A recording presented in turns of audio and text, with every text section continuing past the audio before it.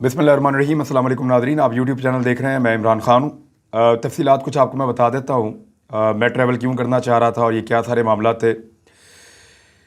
क्योंकि मामला बहुत लंबा है, सारी तफ़सीलात में नहीं जाता मैं आपके सामने, लेकिन आपको ये बताता हूँ कि कल 2-3 लोगों ने मेरे से पता किया मेरी सेहत के बारे में, और ये वो लोग हैं जो पहले से भी मेरे साथ कनेक्टेड थे। और फिर मुझे पता चला कि कुछ लोग जानना चाहते हैं कि मेरी तबीयत ठीक है या नहीं है। इस बात से मैं कॉन्शियस हो गया। फिर मेरी लाहौर में एक बड़े सीनियर आदमी से मुलाकात हुई। उस आदमी ने मुझे कहा कि उसके बाद ये खबर है कि जब मैं गिरफ़्तार था तो मुझे खाने पीने के लिए जो चीज़ें दी गई थी उनमें कोई गड़बड़ है।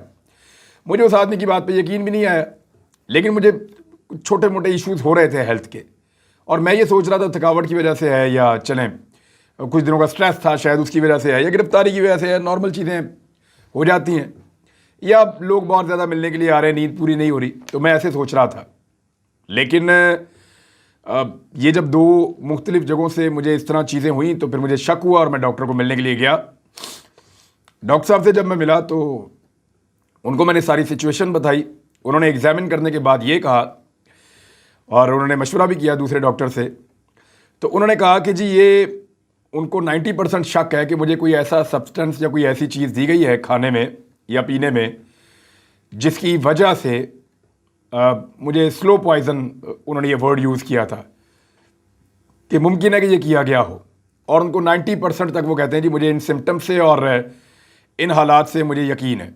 तो आप कुछ टेस्ट हैं वो आप करवा लें, उससे ये 100% हो जाएगा, और आपके पास ये जवाज़ होगा कि आप अगर कानूनी कार्रवाई करना चाहें मुस्तकबिल में, या जिन लोगों ने ये किया है उनके ख़िलाफ़ आप इसको इस्तेमाल करना चाहें, तो ये आपके पास एक सबूत के तौर पे मौजूद भी रहेगा, और फिर हम आपका इलाज भी आगे बढ़ा लेते हैं। तो मुझे बिल्कुल यकीन नहीं था, और मुझे अभी भी ऐसा लगता है कि ऐसा कुछ नहीं हुआ। लेकिन कुछ चीज़ें ऐसी हैं कि मुझे जब खाने पीने के लिए दिया गया तो घर से आने वाला कोई भी खाना मुझे फ़राहम नहीं किया गया, नंबर 1। नंबर 2, जो पानी मुझे अक्सर पिलाते रहे वो खुला पानी था, और वो मिनरल वाटर की जो बॉटल टाइट होती है वो वाली नहीं थी। खुला पानी भी मुझे पिलाते रहे हैं, ख़ास तौर पे लाहौर में और चकवाल में भी मुझे खुला पानी पिलाया गया है। उसके अलावा बाकी चीज़ें तो मैं आपको पहले बता चुका हूँ। अभी एक वीडियो नई निकल आई है मेरी, जिसमें मुझे एक सेल में बंद किया हुआ है और मैं बैठा हुआ हूँ वहाँ पे अंधेरे सेल के अंदर। तो यहाँ मुझे 16 घंटे रखा गया था। इससे पहले मेरे चेहरे के ऊपर बोरा काले रंग का चढ़ा के मुझे वहाँ फिराते रहे हैं। तो उन्होंने कोशिश की डराने की, अजियत देने की, और एक ऐसी जगह बंद करने की जहाँ घुटन थी बहुत ज़्यादा।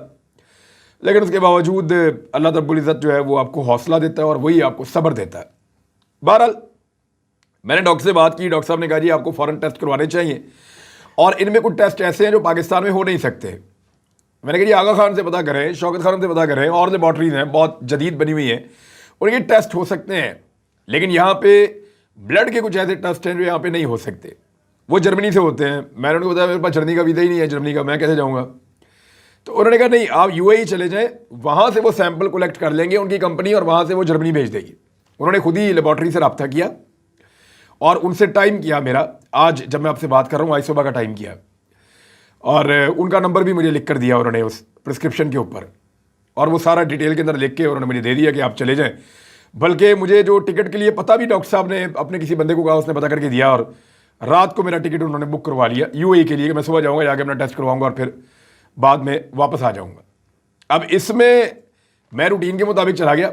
मैं मुतमईन था कि मेरी ज़मानत वगैरह हुई है और सारे मामला क्लियर हैं। जब मैं वहाँ गया तो उन्होंने बताया जी आप स्टॉप लिस्ट में हैं। पहले उन्होंने मुझे बैठा लिया, फिर मुझे उन्होंने जब लेकर गए और उन्होंने कहा जी आप तो स्टॉप लिस्ट के अंदर हैं, हमने चेक किया आपका पासपोर्ट। तो मैंने उनसे पूछा जी क्यों। उन्होंने बताया कि 14 तारीख को, यानी कल ही के दिन में, जब कल मैंने फैसला किया कि मैं जाऊंगा और जाके टेस्ट करवा के आऊँगा, तो कल ही के दिन में मेरे ऊपर एक नई एफआईआर दर्ज की गई ननकाना साहब में। ये एफआईआर पहले दर्ज नहीं थी, कल ही के दिन में दर्ज की गई, सिर्फ इस मकसद के लिए कि इसको रोका जाए। बाकी एफआईआर तो इनफेक्टिव होगी ना, वो जमानत हो गई। एक नई एफआईआर दर्ज की गई। उस नई एफआईआर के ऊपर मुझे जो है वो कहा गया कि इंतहाई मतलूब आदमी है, लिहाजा इसको स्टॉप लिस्ट के अंदर डाला जाए, और फिर इस्लामाबाद से कर करा के उनका पूरा एक लीगल प्रोसीजर है, वो एफआईए वाले बेचारे मुझे समझा रहे थे, तो उसके ज़रिए उन्होंने मुझे स्टॉप लिस्ट में डाल दिया। मैंने वहाँ पे एफआईए से दरख्वास्त की कि आप फौरी तौर पे जो पुलिस है ननकाना साहब की, उनसे रब्ता करें और उन्हें कहें कि आपने उनका मुलजिम पकड़ लिया है, और उनको बुला कर कहें मुझे ले जाएं आगे साथ। तो उन्होंने कहा ठीक है हम रब्ता करते हैं। पहले तो उन्होंने कहा आप चले जाएँ यहाँ से आपको अभी ट्रैवल तो आप नहीं कर सकते, आप अपने घर चले जाएं वापस। मैंने कहा नहीं, आप पुलिस से रब्ता करें। उन्होंने कहा जिस बंदे को वो पकड़ना चाह रहे थे वो एयरपोर्ट से जा रहा था, तो आप उन्हें आके पकड़ लें।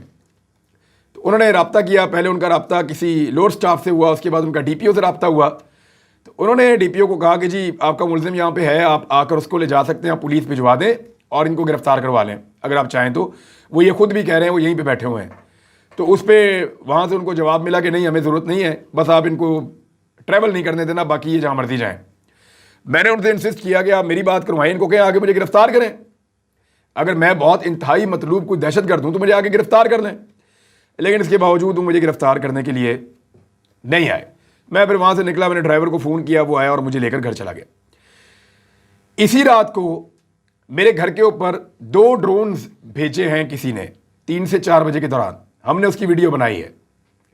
ये 2 ड्रोन से, एक बड़े साइज़ का था, एक छोटे साइज़ का था, और ये बहुत क्लोज रेंज के अंदर उड़ रहे थे, बल्कि एक की तो आवाज़ भी आ रही थी करीब आने की वजह से। तो मैं एक गुजारिश करूँ, ये जिसके भी ड्रोन है, जो भी शौक पूरा कर रहा है ना, मेरे घर की 4 दीवारी के अंदर अगर दोबारा ड्रोन इस तरह आएंगे और ट्रेस पासिंग करेंगे तो मैं ये कानूनी हक रखता हूँ कि मैं उनके ऊपर गोली चलाऊँ। तो मैं अगर ड्रोन गिरा दूंगा तो फिर कोई शिकवा ना करे बाद में, लिहाजा ड्रोन भेजने से इज्तनाब करें, बड़ी मेहरबानी आपकी। दूसरा, मैं आपको ये बता रहा था कि पुलिस का रवैया कैसा था, इंतज़ामिया का कैसा था। तो एक चीज़ तो बड़ी वाज़ेह है कि पुलिस इस सारे पीरियड में मुझे ये कहती रही है कि हम आपके ख़िलाफ़ नहीं हैं, लेकिन यहाँ पे हमारे बीच में कुछ लोग मौजूद हैं जिनकी वजह से हमें आपके ऊपर सख्ती करनी पड़ रही है। बल्कि वो इशारे भी मुझे करते थे कि ये रीज़न्स हैं, तो इसकी वजह से हम सख्ती करने पे मजबूर हैं, और ये सब कुछ जो हम कर रहे हैं अपनी मर्ज़ी से नहीं कर रहे। मेरी वीडियो बनाकर पता नहीं किसको भेजी गई है। बाज़ औक़ात मैं सो रहा होता था, मुझे महसूस होता था कोई मेरी वीडियो बना रहा है, और क्योंकि वहाँ आपको सही तरह नींद नहीं आती लॉकअप में, कभी आती है कभी नहीं आती, तो मैं देख रहा था कि मेरी वीडियोज़ बन रही हैं और वो वीडियोज़ किसी को भेजी जा रही हैं। मुझे नहीं पता वो किसको भेज रहे थे। बहरहाल ये पंजाब हुकूमत जो है, ये एक फाशिस्ट गवर्नमेंट है शहबाज शरीफ की, इन्होंने सारे वर्ल्ड टाउन भी किया था। ये इस तरह के वाक़यात करते रहते हैं। हमजा शहबाज उन्हीं का बेटा है और उसी डगर के ऊपर चल रहा है लगातार। जो है वो एक फाशिस्ट रवैया है इनकी पुलिस का, इनकी इंतज़ामिया का, और जो कुछ इन्होंने किया वो सारा कुछ आपके सामने है। मैंने आज डॉक्टर साहब से फिर बात की। मैंने उन लोगों को कहा कि आप मेरा पाकिस्तान में ही टेस्ट करवा लें, जो होते हैं वो तो करवा लें आप, और जो वैक्सीनेशन है इसकी या कोई इसकी रेमेडी है, जो इलाज है इसका, वो तो शुरू करें आप। तो उन्होंने कहा जी कि हमें शक है तो उसकी बुनियाद पे अब हम टेस्ट जो है वो आज से शुरू कर देते हैं। तो कुछ मेरे आज टेस्ट लिए गए। लगभग वो जो एक बॉटल होती है छोटी वाली जिसमें वो ब्लड भरते हैं, तो वो 10 के करीब जो है वो उन्होंने सैंपल्स लिए हैं मेरे, और वो सैंपल्स लेकर वो चले गए हैं लेबॉर्ट्री वाले। कुछ रिपोर्टें कल आएंगी, उसकी बुनियाद पे मेडिकेशन शुरू हो जाएगी। फिर इस तरह आने वाले दिनों में कोई 1-1.5 हफ्ते के अंदर ये सारी रिपोर्टें आ जाएंगी, और ये सारी चीज़ें मैं आपके सामने रखूँगा कि हुआ क्या है। लेकिन बैरून मुल्क जाकर मुझे एक अथेंटिक लैब से प्रॉपर रिपोर्ट नहीं बनवाने दी गई, और ख़ास तौर पे वो रिपोर्ट जो पाकिस्तान के अंदर नहीं बन सकती। बहरहाल मर्जी है इनकी, मैं यहाँ पे भी खुश हूँ, और अब मुझे जाने की कोई ज़रूरत नहीं है क्योंकि कल से मैं अपनी मेडिकेशन शुरू कर दूँगा। दूसरा, मेरी एक जो वीडियो है उसके ऊपर वो इमरान खान साहब ने भी शेयर की है, और मरीम नवाज़ उसके ऊपर भी टॉन्टिंग कर रही हैं इमरान खान साहब को कि हमें भी बंद किया गया था डेथ सेल में, ये वो फलां ढिमका। भाई आप लोगों ने करप्शन के केसेस थे, आपको जजों ने सज़ाएँ दी हुई थी और आप वहाँ पे सज़ा भुगत रहे थे, और आप एक सज़ा याफ्ता मुजरिमा हैं, मुलजिमा नहीं हैं। आप अपने वालिद साहब की अयादत के लिए बाहर आई हुई हैं मोहतरमा, और आप अयादत के बहाने पूरे पाकिस्तान में सियासत करती फिर रही हैं, और आपके वालिद अदालत से बहाना बनाकर ये कहकर के मेरे प्लेटलेट्स गिर गए हैं, मैं सिर्फ 4 हफ्ते के अंदर वापस आ रहा हूँ, और 2.5 साल हो गए आपके वालिद वापस आने का नाम नहीं ले रहे। तो ये ज़मीन आसमान का फ़र्क है। और अगर आप लोगों की सियासतदानों की आपस की लड़ाइयाँ, तो आपस में लड़ो भाई। और मैं एक सहाफ़ी हूँ, मुझे पकड़ के क्यों अंदर डाल दिया है? और दूसरी बात यह है, ये कोई जस्टिफिकेशन है या ये कोई इंतकाम है? ये नहीं हमें बंद किया था तो हमने इसको बंद कर दिया, ये नहीं ये कोई आप मेरे से इंतकाम ले रहे हैं? मेरे खिलाफ 1 रुपये की करप्शन निकालें, मेरे खिलाफ 1 रुपये की तो बेईमानी निकालें।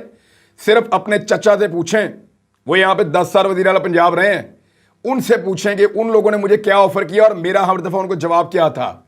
सिर्फ अपने चचा से पूछें कि उन्होंने कभी ऐसे सहाफ़ी के साथ काम किया है जो मैंने उनके साथ काम किया है।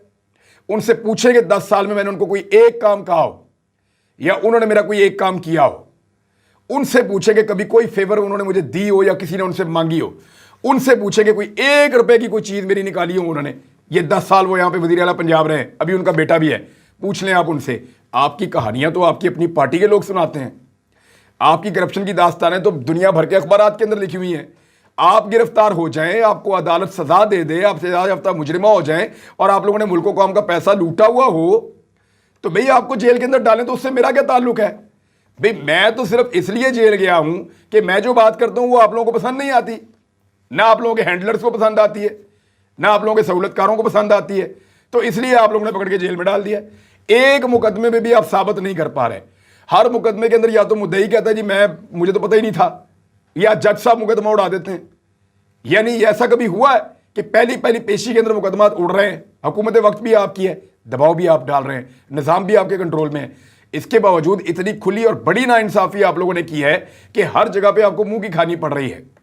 बहरहाल ये कोई मुवाजना बनता नहीं है, और अगर बदला लेना है तो आपस में एक दूसरे से आप लोग लें, और सहाफ़ियों को और इनको माफ़ रखें। अभी तो आलमी तंजीमें जो है वो इसके ऊपर लिखना शुरू हो गई कि पाकिस्तान के अंदर ये जो फाशिस्ट रजीम चल रहा है, इसमें सहाफ़ियों के ऊपर कितनी ज़्यादा कदगनें लगी हैं, कितना ज़्यादा उनको दबाया गया है, कैसे उनके ऊपर मुकदमात बनाए जा रहे हैं, कैसे उनको और उनके घर वालों को हिरासा किया जा रहा है। उधर एक और डेवलपमेंट है PMLN की, 2 बंदे उनके फारिग हो गए अब तक इतला के मुताबिक, लेकिन पहले 186 बंदे पूरे करने थे।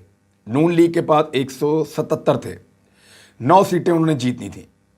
PTI के पास 173 थे, तो 13 उन्होंने जीतनी थी। 13 PTI को जीतनी थी और 9 जीतनी थी PMLN ने।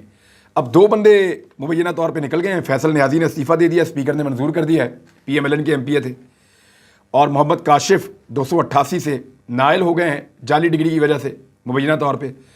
तो इस तरह ये 2 बंदे निकल गए हैं। PMLN की जो इस वक्त की स्ट्रेंथ है वो कम हो गई है, और वो कम होकर रह गई है 175 पे, 173 पे PTI और 175 पे PMLN। अब जो वोट चाहिए होंगे वो 185 चाहिए होंगे, 186 नहीं चाहिए होंगे नए नंबर्स के मुताबिक। 2 बंदे निकल गए ना, 371 के बजाय 369 का ऐवान हो गया, 369 का हो गया 371 के बजाय। तो इसका जब आप आधा करेंगे तो ये बन जाएगा आपका 185 वाला जीतेगा आप। तो हमजा शहबाज को अब 10 सीटें जीतनी है 9 के बजाय। सूरत हाल तब्दील हो गई है, 175 उनके पास हैं, 10 मजीद जीतेंगे तो 185 होंगी। वज़ीर आला पंजाब हमजा रह पाएंगे, और इसके अंदर पहले ही 4 आज़ाद उम्मीदवार और 1 राहे हक पार्टी का भी है।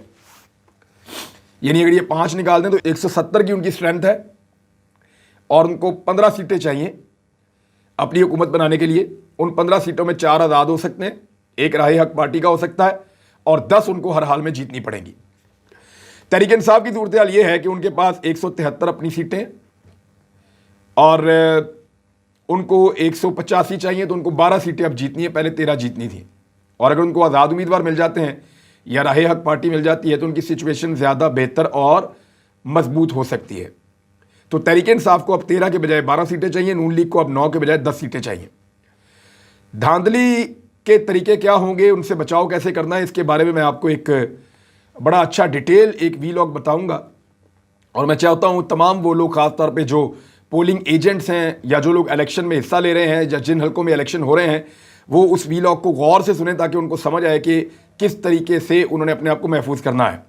आने वाले दिनों में कुछ लोग क्लेम कर रहे हैं कि PMLN के मजीद लोग भी फारिग हो जाएंगे, कुछ लोग इस्तीफ़ा दे देंगे, और उसकी वजह से PMLN की स्ट्रेंथ मजीद कम हो जाएगी और उनकी ज़रूरत ज़्यादा सीटें जीतने की हो जाएगी।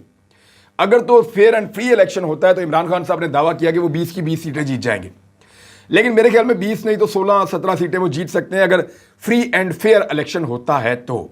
यानी इदारे अपने आप को इररेलेवेंट रखते हैं, कोई जो है वो अपने आप को न्यूट्रल ना रखे तो एक अलग बात है, लेकिन अगर न्यूट्रल रहते हैं और खुलकर खेलने का मौका देते हैं तमाम लोगों को, और वहाँ पे जो इदारे हैं, खासतौर पे इलेक्शन कमीशन ऑफ पाकिस्तान, अब यहाँ 2 नंबरी क्या हुई है, पोलिंग का एरिया है या जो पोलिंग बूथ हैं या जहाँ पे पोलिंग होनी है, पोलिंग स्टेशन, वो PMLN के उम्मीदवारों की मर्जी की जगहों पे बनाए जा रहे हैं।